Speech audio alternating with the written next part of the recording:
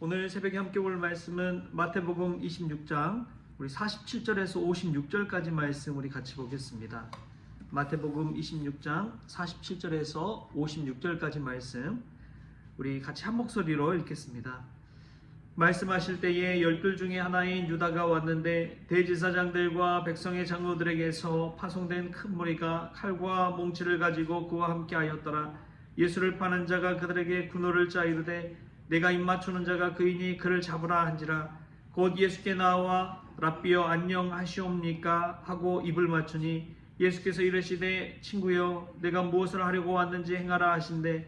이에 그들이 나와 예수께 손을 대어 잡는지라. 예수와 함께 있던 자 중에 하나가 손을 펴 칼을 빼어 대제사장의 종을 쳐 그 귀를 떨어뜨리니 이에 예수께서 이르시되 내 칼을 도로 칼집에 꽂으라. 칼을 가지는 자는 다 칼로 망하느니라. 너는 내가 내 아버지께 구하여 지금 12군단 더 되는 천사를 보내시게 할 수 없는 줄로 아느냐.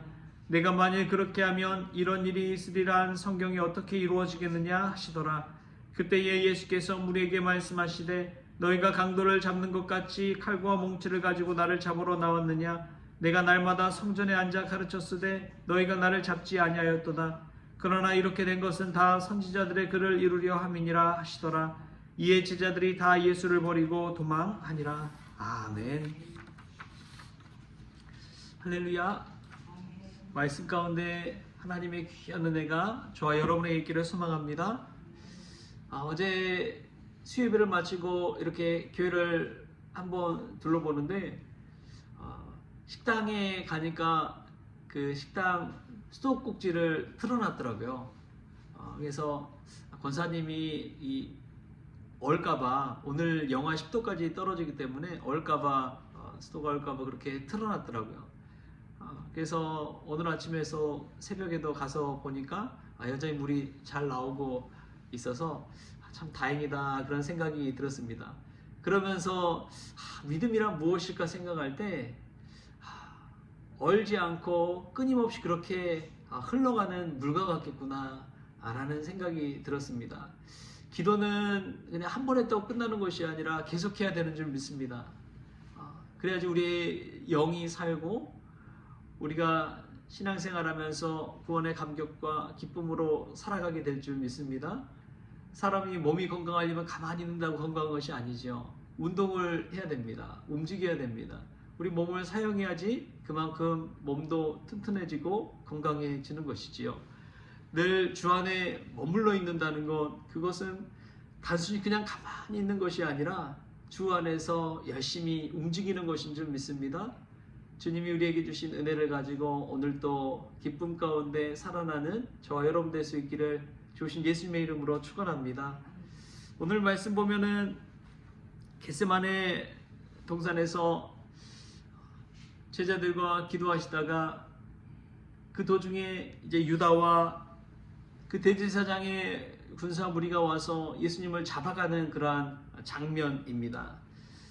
근데 이제 그 유다가 신호를 주는데 자신과 입맞추는 자가 예수님이다. 캄캄하니까 누가 누군지 잘 모르잖아요. 다 비슷비슷해 보이고. 그래서 자신이 가서 입맞추는 자가 예수님이니까 그 사람을 잡으라고 그렇게 미리 약속을 해두고 갑니다. 근데 저는 이 모습 보면서 유다가 끝까지 왜 그랬을까 그런 생각이 들더라고요. 왜냐하면은 최후의 만찬 때에 예수님이 자기 자신 팔 것임을 다 알려주셨잖아요. 그러면 그때 좀 생각이 있고 좀 마음에 그래도 양심이 좀 있으면 그 사람이 나를 팔리라 해서 유다가 자신이 팔 것을 들켰다면 저 같으면은 거기서 회개하든지 아니면 이렇게까지는 하지는 않았을 것 같아요. 예수님이 다 알고 계시는데 굳이 그렇게까지 할 필요가 있을까? 그걸 몰랐다면은 모르지만 예수님도 알고 계신 상황에서 끝까지 무리하게 그런 일을 왜 유다가 행했을까? 그런 생각이 많이 들더라고요. 그런데 하나님은 그러한 유다의 배신까지도, 가룟 유다의 배신까지도 사용하시는 하나님이시구나 라는 것을 깨닫습니다. 사람이 아무리 악랄하고 또 고난을 가져다 주고 우리의 삶을 힘들게 할지라도 그것마저도 하나님은 우리를 사용하여 주셔서 믿음 가운데 시험 가운데 더 든든히 세워지게 되는 줄 믿습니다. 하나님의 일은 어떻게 해서든 이루어진다는 것이지요. 아무리 가룟 유다가 홀로 배신한다고 할지라도 그 큰 하나님의 역사는 막을 수가 없습니다. 십자가의 역사를 하는데 오히려 가룟 유다가 쓰임받게 되는 것이죠. 본인은 너무나 불행했지만 그럼에도 불구하고 그 배신 속에서 예수님의 십자가 사역을 이루어가는 것을 보게 됩니다. 우리도 인생을 살아가면서 때로는 배신과 아픔을 당할 때가 있지요. 저 사람이 어떻게 나에게 저럴 수가 있을까? 나의 가장 친구였던 저 사람이 나에게 어떻게 이렇게 황당한 일을 나에게 행할 수 있을까? 그런 아픔이, 그런 배신감이 들 때가 있죠. 여러분 거기에 너무 매여 있지 마십시오. 그것조차도 하나님의 계획의 일부라고 그냥 생각하시고 오히려 그 일을 넘어서고 이겨내서 오히려 더 성숙할 수 있기를 축복합니다. 사람 믿지 마시고 하나님을 믿는 계기로 삼을 수 있기를 축복합니다. 그 일을 통해서 한층 더 하나님께 더 가까이 나아간다면 그것이 하나님의 계획인 것이지요.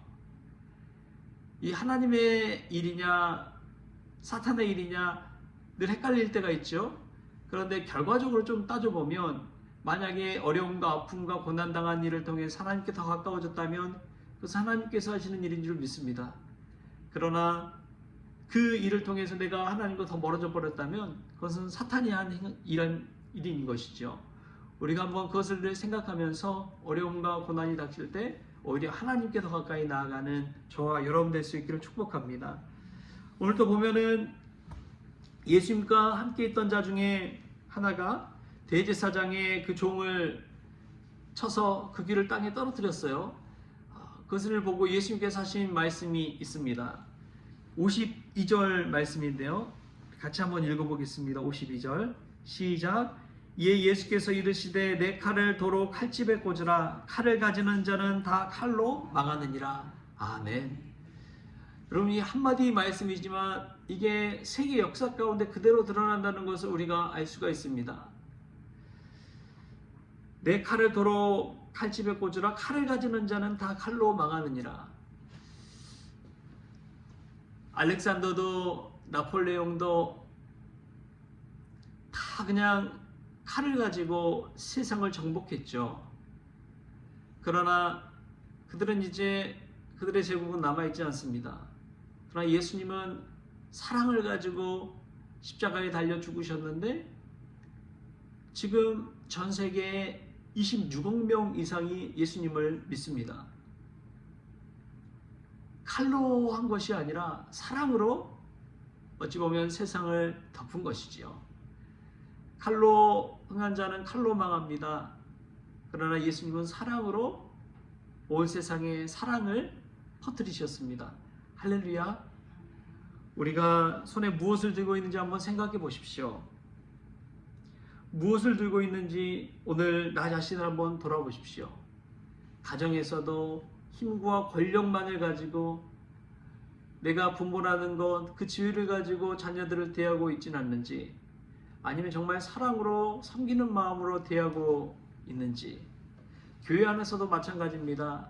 내가 어떤 직분을 가지고 있다고 해서 그 직분 가지고 무한한 권리를 행하는 것처럼 살아가는지, 아니면 그 직분을 가지고 누군가를 섬기며 사랑을 베풀고 있는지, 그것을 한번 돌아보는 것이 참 중요하지요. 왜냐하면 우리가 손에 무엇을 들고 있느냐에 따라서 우리의 인생도 그 끝이 달라지기 때문에 그렇습니다. 이 말씀 속에서 우리가 사랑을 손에 들고 섬김을 손에 들고 세상에 나아가 가정과 교회와 이 세상을 섬길 수 있는 그런 저와 여러분 될 수 있기를 소망합니다. 결정적으로 오늘 이 모든 겟세마네 동산에서의 사건이 이루어진 것은 다 선지자들의 글을 이루려 했다는 것을 예수님께서 우리에게 알려주십니다. 56절에 보면 이렇게 나와요. 그러나 이렇게 된 것은 다 선지자들의 글을 이루려 함이니라 하시더라. 이에 제자들이 다 예수를 버리고 도망하니라. 하나님의 말씀은 그대로 이루어진다는 것을 우리에게 보여주는 것이지요. 성경을 이야기할 때 구약과 신약으로 보통 이야기합니다. 근데 구약이 어떤 내용이냐? 앞으로 오실 예수 그리스도에 관한 예언이다 라고 이야기합니다.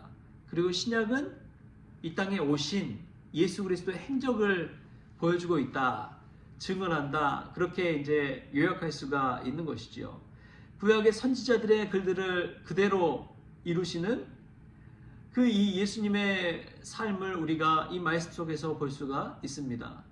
특별히 마태복음에 그런 내용들이 많이 나오는데요. 다 선지자의 글을, 하나님의 말씀을 이루려 함이니라. 우리는 우리 스스로 살아가는 것 같지만 사실은 하나님의 뜻을 이루기 위해 이 땅 가운데 보내진 줄 믿습니다. 그게 소명인 것이지요. 우리가 교회를 섬기고 또 교회를 사랑하는 것은 주님의 몸된 교회이기 때문에 그렇습니다. 주님의 몸된 교회를 섬길 때에 가정도 평안하고 또 이 땅의 나라도 믿음 안에 든든히 세워질 수가 있는 것이지요. 우리가 하나님의 부르신 뜻 가운데 있다는 것을 기억하십시오. 내 혼자만 그냥 일하는 것 같지만 절대 그렇지 않습니다.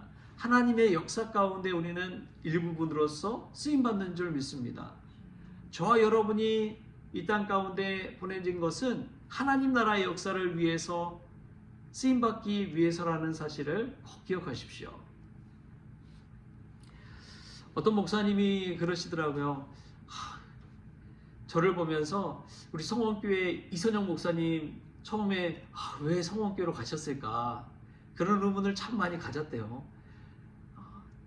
왜 성원교회로 보내셨을까? 근데 이제 지금 와서 보니까 하나님께서 성원교회를 위해서 이선영 목사님 보낸 것 같다고 그런 이야기를 하시더라고요. 그래서 참 이 믿음 안에서 산다는 것은 이 하나님의 역사의 눈으로 보는 거구나. 마찬가지로 저도 여러분들을 보면서 그런 생각이 듭니다. 하나님께서 우리 성원교회를 위해서 우리 성도님들을 보내주셨구나. 할렐루야. 기도하라고, 또 은혜 받으라고, 또 신앙생활하면서 주님께 더 가까이 오라고 이 성원교회로 보내셨구나. 여러분, 하나님의 뜻이 저와 여러분 가운데 있는 줄 믿습니다. 우리 삶의 모든 영역에서 하나님 나라 사역에 일부러 쓰임받는 것처럼 영광스러운 일이 있을까요?